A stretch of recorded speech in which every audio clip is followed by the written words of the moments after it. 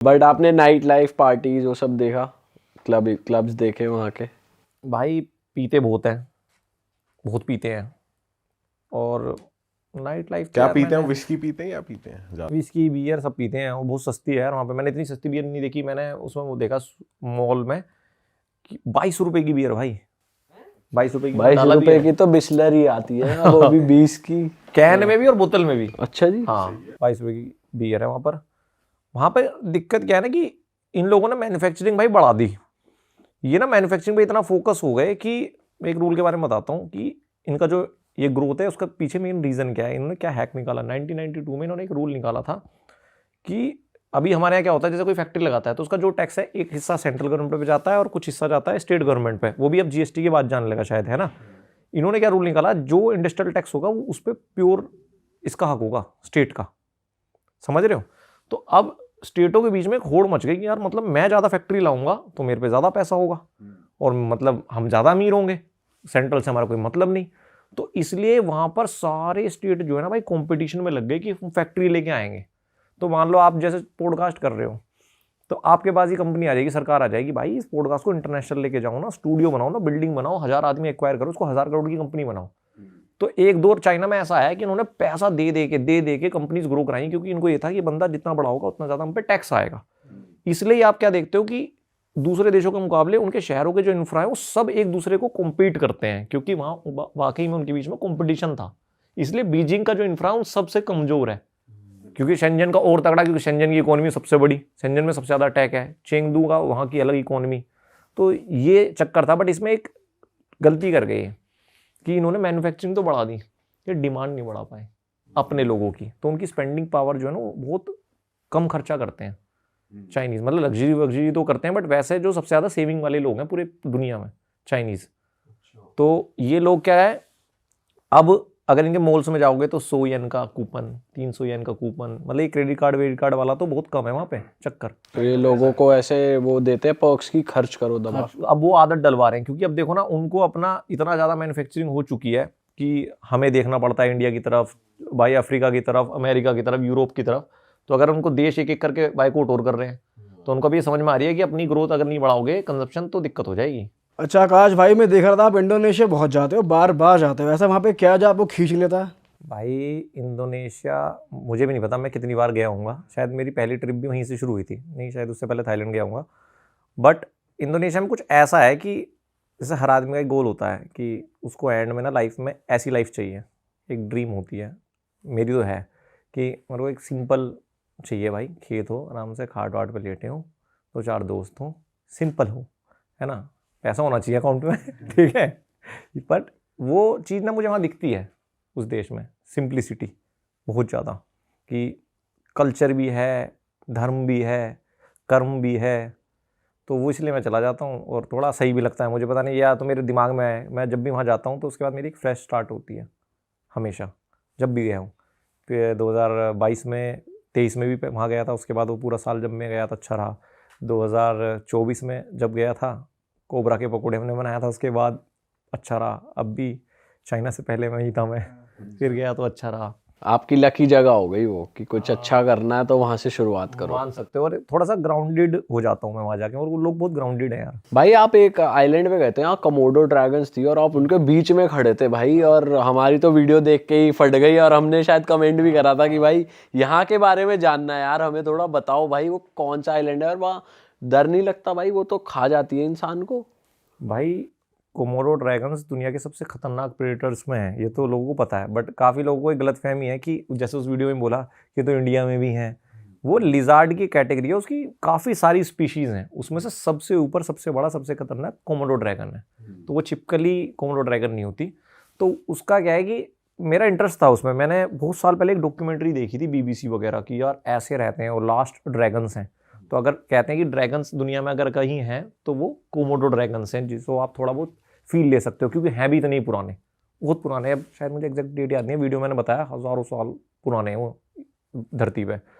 तो अब उसको जाने के लिए ना क्या है कि देखो, आप जब as a content creator video बना रहे होते हो ना, तो आप चीज़ नापते हो कि ये कितना व्यूअरशिप आएगी या जो आएगी। बट मेरा इंटरेस्ट था तो मुझे पता था कि यार उतना आना नहीं है, बट आपका लगने वाला ज़्यादा है मनी वाइज मनी वाइज, ठीक है, बट मुझे देखना था और मैं काफ़ी टाइम से प्लान कर रहा था। तो मैं गया इंडोनेशिया।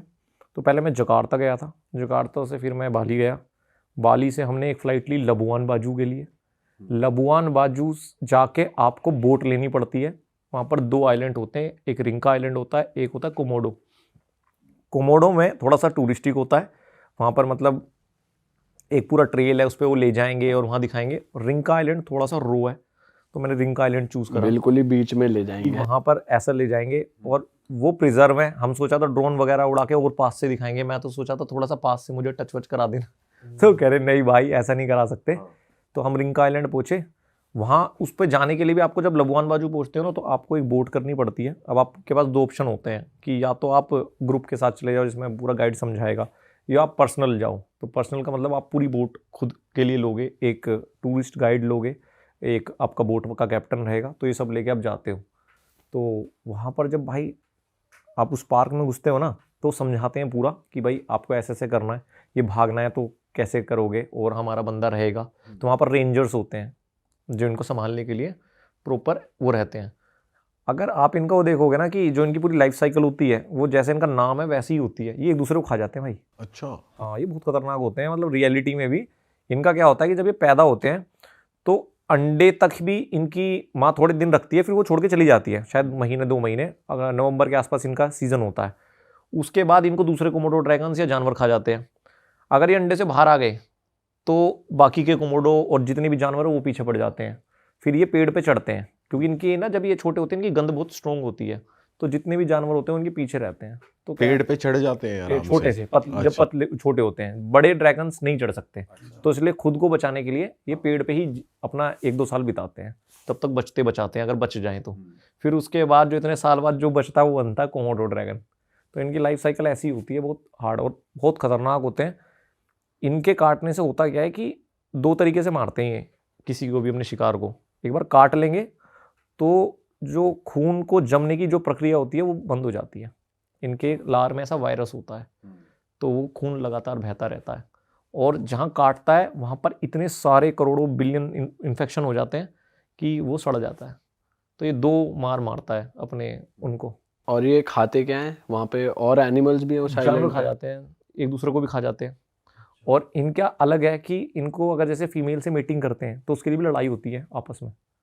ये फीमेल से लड़ाई करते हैं और जब फीमेल हारती है तब मीटिंग होती है। अरे भाई साहब, भाई ये आप तो उनके इतने पास खड़े हुए थे, तो कौन से कंडीशन में वो अटैक करते हैं? आपको वो सब समझाया उन्होंने कि अगर ऐसा कुछ हो जाता तो अटैक कर देंगे या कुछ? वो बोलते हैं कि अगर देखो ज़्यादा उनको खतरा महसूस होगा तो अटैक करेंगे। और खतरे की कंडीशंस क्या हैं? खतरे की कंडीशन है, आप ज़्यादा टच कर रहे हो और आंखों से आंखें एकदम उनकी तरफ थोड़ा सा नहीं देखते हैं उनको जरा। और वो जो है ना भाई, वो लगते आलसी से हैं, बट जब वो उठ के भागते हैं ना तो बहुत तेज़ी से भागते हैं। इनका क्या होता है कि बॉडी में ना बहुत ज़्यादा हीट होती है, क्योंकि बहुत मोटी चमड़ी होती है ना, तो इस वजह से आलस में पड़े रहते हैं अपनी बॉडी का टेम्परेचर मेंटेन करने के लिए। बट अगर इनको भागना पड़े तो ये 30 की स्पीड तक भाग सकते हैं। और इनके जो क्लोज होते हैं ना वो इतने हैवी होते हैं, अगर आपको ऐसे मार देंगे तो शायद 2 टुकड़ों में कर देंगे, और पूरी हड्डी अलग कर देंगे। इतने बड़े बड़े होते हैं इनके। इस तरीके का जानवर बहुत खतरनाक है। बट जिस आइलैंड पे रहते हैं भाई वो बहुत जन्नत है। मतलब चीज़ें मैच नहीं होती यहाँ पे ये रहते हैं। अच्छा जी। वो मैं एक उस व्लॉग में देखना, मैं ऊपर गया हूँ तो उसने दिखाया एक व्यू, भाई समुद्र दिख रहा है, एकदम से टापू दिख रहे हैं, और वहाँ पर एक हट बनी हुई है और उस हट के नीचे कोमोडो बैठा हुआ है। मैंने कहा यार ये क्या है, आराम से चिल कर रहा है, पड़े रहते हैं पूरे दिन। हाँ, बट जो छोटे वाले होते हैं ना, लोग सोचते हैं कि बड़े से डरना है, डरना छोटे वाले से है, क्योंकि उसकी स्पीड और ज़्यादा तेज़ होती है। हाँ, और उसको गर्मी क्योंकि कम लगती है तो वो ज़्यादा अटैक करते हैं। पहले ह्यूमंस पे हुआ है, अब काफ़ी टाइम से रेंजर्स वगैरह रहते हैं तो अब अटैक नहीं हुआ। अच्छा भाई, ऐसे ही आइलैंड पे बोट क्रॉस करते हुए आपका एक लाइफ थ्रेटनिंग एक्सपीरियंस रहा था कुछ इंडोनेशिया में ही, वो भी बताओ यार ऑडियंस को। भाई वो एक ऐसा एक्सपीरियंस है, वो कभी मेरा वीडियो पे नहीं आ पाया। आज भी वो वीडियो मेरे पास पड़ी हुई है कि शायद दोबारा उस आइलैंड में जाऊँगा तो उसको आधा पार्ट करूँगा, है ना। हमने कोशिश की थी बनाए। तो क्या था कि मेरे को 2023 में जब हम बना रहे थे तो हम ये देख रहे थे कि यार हमारा जो कंटेंट है वो किस तरफ जाएगा। देखो मैं प्योरली बताऊं, मैं ट्रैवलर भी हूं, बट मैं एक साथ में कंटेंट क्रिएटर भी हूं। मैं तो ये नहीं बोल सकता कि मैं पूरा एक लव वो है।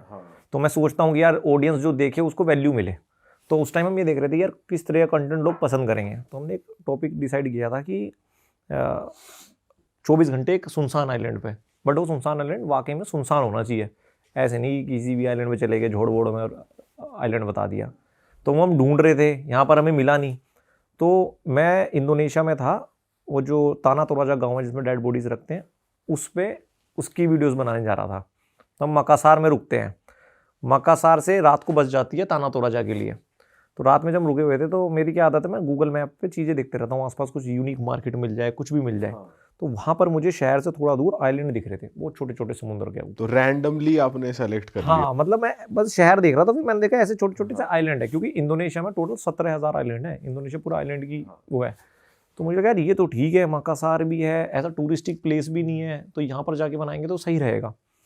अब मैंने जैसे एक आइलैंड चूज़ किया, गूगल मैप पे देखा, उसकी छोटी सी वो आ रही थी फोटो, एक की टावर लगा हुआ है उस पर, यार ये परफेक्ट स्पॉट है, बट अब इस पर जाए कैसे जाए। तो मैंने पता किया कि यहाँ पे एक जेटी है, उस पर जाते हैं, उससे बात करते हैं। तो मुझे लगा था बहुत आसान होगा यार, बोलेंगे ले जाएगा। मैं वहाँ पे गया तो मैंने कई लोगों से बात की, यार मुझे इस आइलैंड पे जाना है, इस पे जाना है। वो सब मना करने लगे, कह रहे कि वो सामने आइलैंड देख रहे हो वो है आइलैंड, इस पे एक्टिविटीज़ होती हैं, बार हैं। मैंने यार एक्टिविटीज़ नहीं करनी है हमें खुद सर्वाइव करना है किसी आइलैंड, एकांत आइलैंड चाहिए, एक। तो नहीं मान रहे थे। तो हम एक जगह ना रिक्शे से कहीं जा रहे थे, तो उस रिक्शे वाले ने मेरे से बोला कि आप कल क्या कर रहे हो? मैंने कुछ नहीं कह रहा, मेरे पास बोट भी है। तो मैंने बोला बोट है तो एक काम कर, मुझे इस आइलैंड पे जाना है। तो वो वाली बात है ना, जो तलाश रहा होता है वो ज़्यादा करेगा, जिसका पेट भरे हुए वो तो नहीं करेगा। तो कह रहा कहाँ जाना है? मैंने उसको बताया ये आइलैंड पे जाना है और हम ऐसी ऐसी वीडियो बनाना चाहते हैं। तो उसने मुझसे बोला कि भाई देखो, मैं ले तो जाऊँगा, एक तो तुम्हें पुलिस को नहीं बताना, अगर पुलिस को पता चलेगा तो मैं फंसूंगा, क्योंकि यहाँ पर नहीं जा सकते।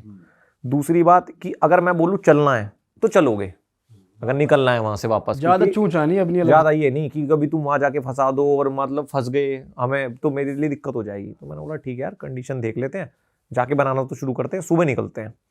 सुबह तो हमारा प्लान था कि 7-8 बजे तक निकल जाएंगे हम।